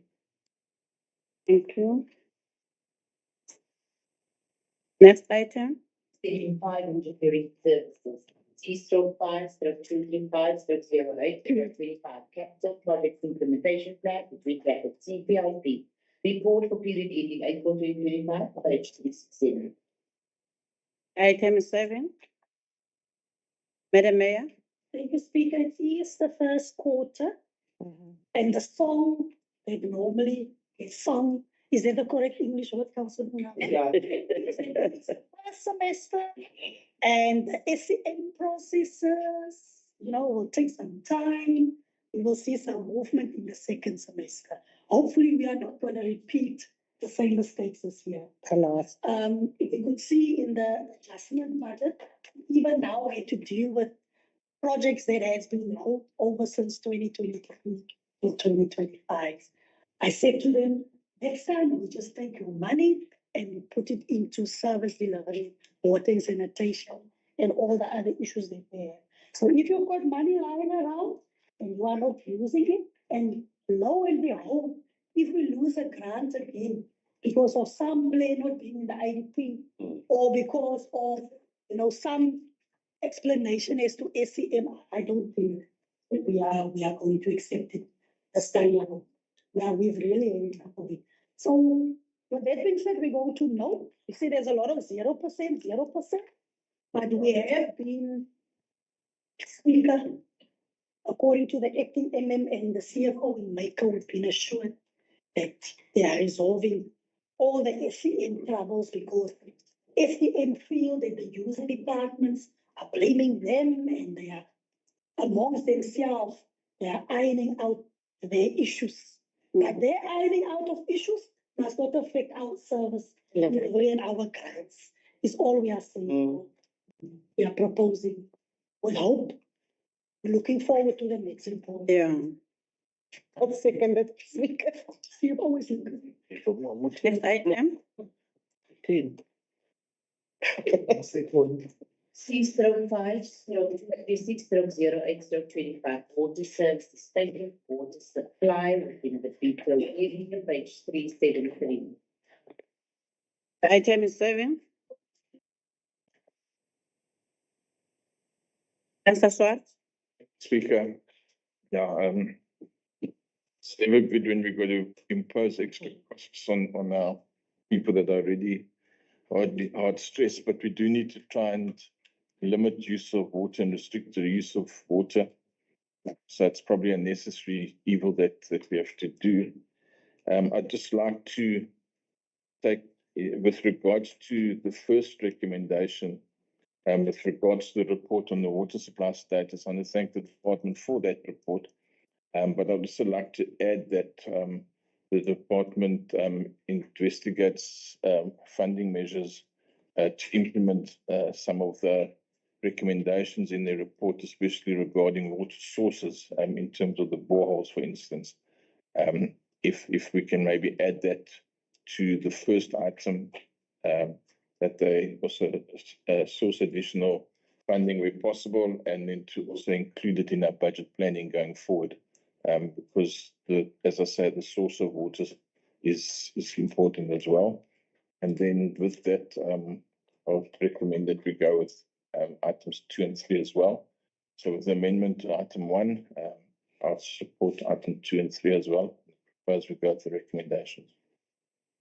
Thank you. Councillor Tabai. Thank you, Speaker. Speaker, I've got this question. I think it must be answered. Why do we have to resort to stage 2 water restriction?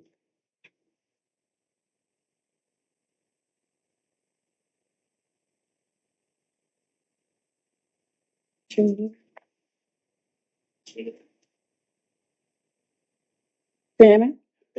Yes, Speaker, thanks. So, we've got water allocations from our Rudderfontein Dam, and it falls below a certain level, and as in terms of our agreement with the Department of Water and Sanitation, and then we've also got an agreement on our major extraction source, which is the Keerbums River itself, that falls below the 300 millimeter, lower than the actual weir itself. We've got restrictions. And at this point in time, yes, we've exceeded that. We've also, in terms of our policy that was approved a couple of years ago, we have to impose water restrictions. So it's not only that comes from the Department of Water and Sanitation, but it also comes through our policy itself. So we as a department are just implementing our policy. We have a problem with water? Yes, Speaker, when we say problem, yes, I think it's just a worldwide phenomenon. Everyone's suffering under climate change, expanding population growths, finding additional water resources has become a challenge without actually getting additional budget. So yes, it is not a problem currently, but we may face one in the short term, which is by 2030. So at the moment, we've got to start looking at curbing our water use. Fortunately, in South Africa as a whole, we use far too much water per capita compared to the rest of the world. And I think we're almost doubling our amount of water we use as a population. So we've got to look at curbing our water usage. Thank you, Director. Madam Mayor. Thank you, Speaker. Speaker, first of all, I have a feeling that the report was supposed to be separated, check my observation. Dealing with the reason why we are implementing stage 2 or level 2 water restrictions is a different matter as to other reports we have. But we have almost finished 18 mm. Right, when the water crisis in Plettenberg happened with the pipe burst and stuff, information surfaced that we are currently extracting our location. So I don't want you now to say that I don't even want to talk about the recovery.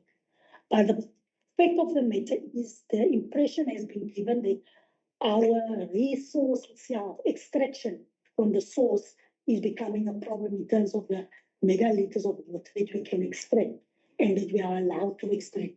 And also because of the demand and the supply, currently where the demand and the supply, there are times when demand is exceeding supply. So that in essence is a problem.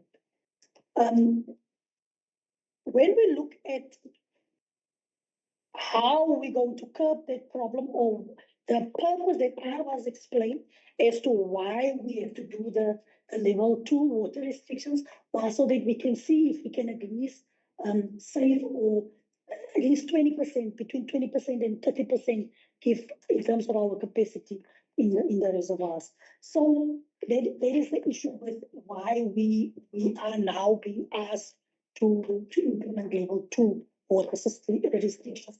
If I look at the other report gives us a summary of our boreholes and the state those boreholes is in.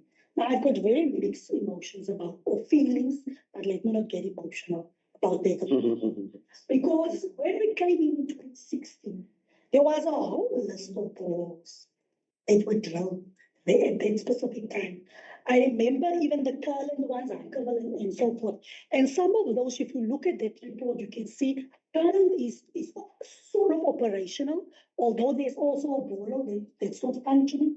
it's operational, the treatment plant is working, there's also the upgrades is working. Yes, our water source, we've got high iron, we've got high magnesium.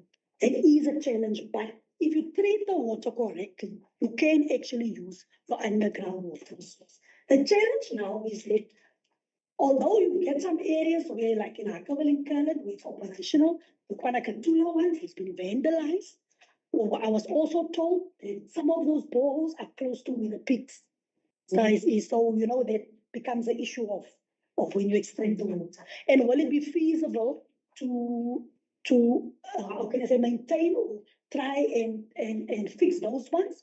Or are you going to explore other options? Then you look at the ones at the golf club. What am I getting in? We invested all this money to go into this whole water security plan for us to have underground water resources. Somewhere along the line, we filled up all our maintenance and maintaining and follow through on that plan. Because as I say, with underground water, your treatment, everything needs to be treated separately and differently.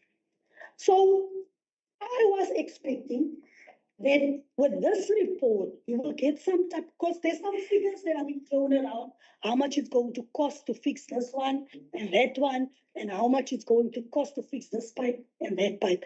And I think that is the kind of stuff that we must take into the draft budget process, especially if we are going to look into how we will structure our capital infrastructure plan moving forward. If we're looking at this bulk service BMI funding plan that we are busy doing, things must speak to one another.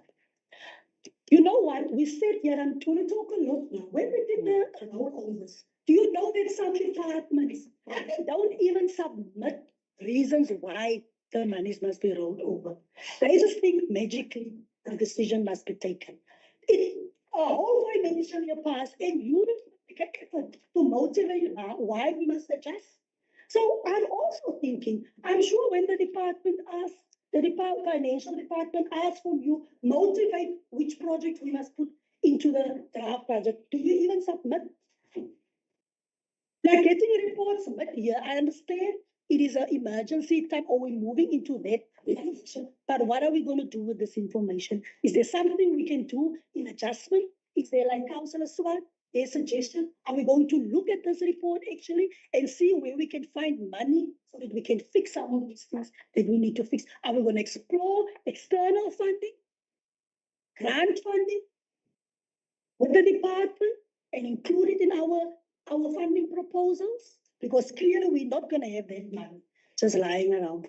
Or are we just now going to have this report, leave it there, and then after that, no one follows up exactly what is happening? So I'm just worried in terms of our timing and how we actually do it. Has this been included, Mr. Felton, in our whole plan of how we're going to deal with this funding application that we have? Or do you see this more as a medium-term solution, fixing our boreholes, getting some of our treatment plants going? Is it more medium-term solution? And how do you foresee that for council, what decisions must be taken to actually make sure that we can do something with this information that you've given us? To the speakers. Acting MM. Madam Speaker, yes, we did identify short, medium and long-term activities. Short-term is obviously the lower-hanging fruit because 2030 is just around the corner. The boreholes, as you mentioned, is part of the short-term activity. In fact, tomorrow we've got an expert in borehole extraction come and have a look at a municipality. At the moment, yes, we've got issues with cattle and pigs running around where our boreholes are. So we're going to be discussing with private landowners access to the water resources on their land, where we actually draft a MOU with the landowner. We have got a desalination plant which we obviously run over the Christmas holidays, where our peak exceeds our supply, which is a backup plan for Bitou municipality. We've got various activities when it comes to, Madam Speaker, when it comes to short, medium, long term, but I take your concern that we haven't linked it to activities to actual budget.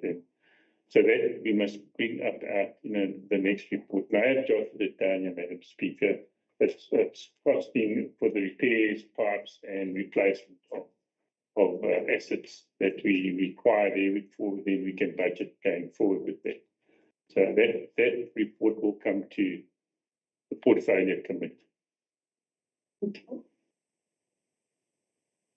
Thank you. And a seconder? I've seconded the councillor. That's what proposed. Mayor seconded. Thank you. Moving to the next section.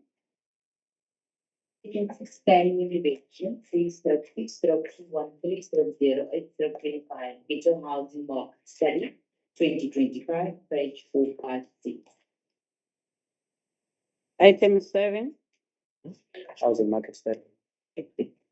Around it about 40. The mayor? Thank you, Speaker. Yeah, Speaker, I think there was some kids in the study, but they said at that point in time, it was because of a lack of funding in some of the areas that were like excluded from this. But now that we're on the topic and not too deeply, I see there's a whole drama happening on Facebook about housing application forms that were found under pushing pine tree. the pushing pine trees. From Ward 1. And then I said, and apparently some of those applications are Ward 1. In the Ward 1. The fiddlers one is like, how did it end up in pine trees? No, sorry, I'm just saying. But anyway, we can discuss that when find out. I just wanted to. Yeah. Councillor Blanche? I've scheduled this afternoon, 2 o'clock. Some of those people contacted me over the weekend and I said, let me also find out. So 2 o'clock, I'm seeing a few of them. I still haven't seen the actual papers because it surfaced since Saturday, and then the ward committee member also alerted me for that block. So after this council meeting, I will go into the area and speak to the ward committee member. I'm also seeing one of those applicants because it's IDs, it's children's birth certificates, it's the actual printout of the housing waiting list.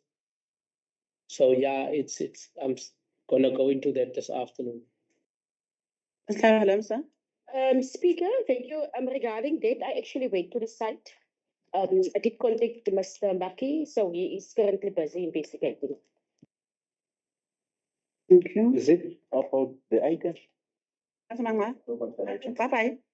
Yes, we're still on the item. No, but the box conversation is not about that. No. Oh, okay. No, I wanted to be on what is Just now. said. Okay. So while it's not part of the item, you've allowed the tangent, so I would like to weigh in. No, you've allowed the tangent, so I'll have my time in council. Okay. Just for a guy. I think investigation should just be around the information that is in the box is contained in the system. I think that's what we actually can focus on. And because I'm avoiding a point where now the investigation will be made to be about which hand. You're not going to know who actually dropped that box there. But what matters is with the data that is in the box, we need to ensure that it is contained in our system so that no one is actually victimized in the process. Right. Thank you very much, councillors. Madam Mayor has proposed on this item and Councillor Swart has seconded. We are going back now to our agenda items. We are done with the reports.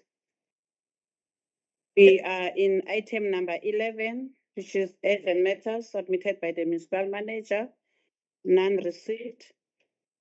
Number 12 is consideration of notice of motions, none received. Number 13, consideration of notice of questions, none received. Yeah, we'll wait for that time. Item number 14, consideration of motions of exigency, none received.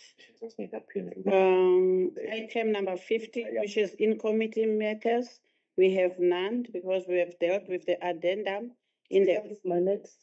Let me just interrupt you there for a second.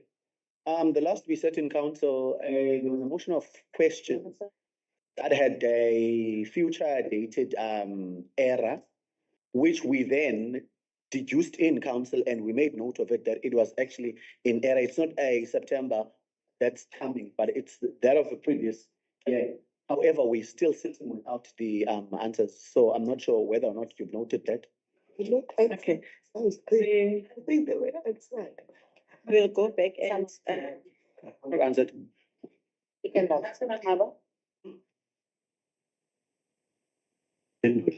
No, we're not answered. No. And I'll jog your memory since you guys are actually senior in age.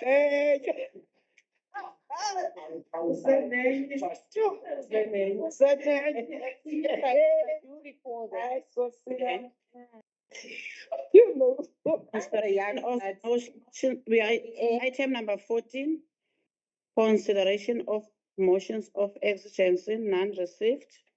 In committee matters. I had asked you a question. Yes, I'll answer you. Will you? Yes, I will. Because I can see you are progressing. You are moving with your portfolio of index, and it's right after the motion of questions. Speaker, we need to actually get to a point where we actually take it serious when we write to you.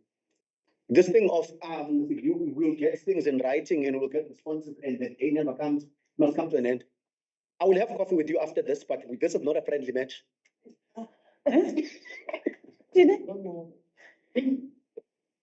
I'm still waiting on the answers on the motions of questions that we actually submitted with Councillor Blanche.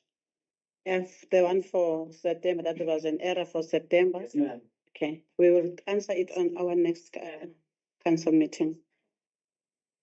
When is our next council meeting? October. Now you can respond within 6 days, Speaker. You can actually respond within 6 days. In case you had forgotten, you have real rules of order right in front of you. You can actually, get up to speed in terms of what it entails, where you're writing and responses is concerned. So in 6 days, we will be expecting it in writing. Thank you, Councillor Mala. Thank you. We are now in committee matters. I've just been reminded by administration that there are 2 set of minutes that must go through the in committee and it must be approved. But here on the agenda, it mentions that none. We have none. So she was just correcting that. So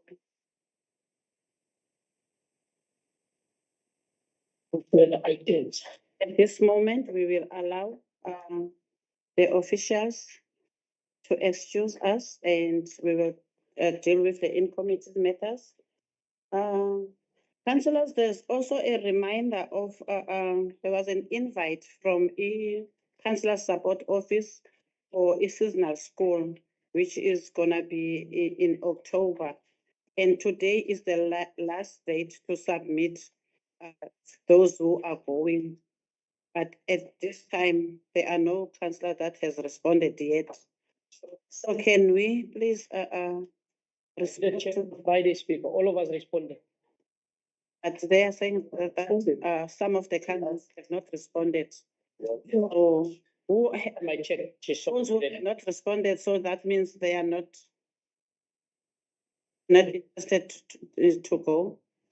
That was, is the budget available now?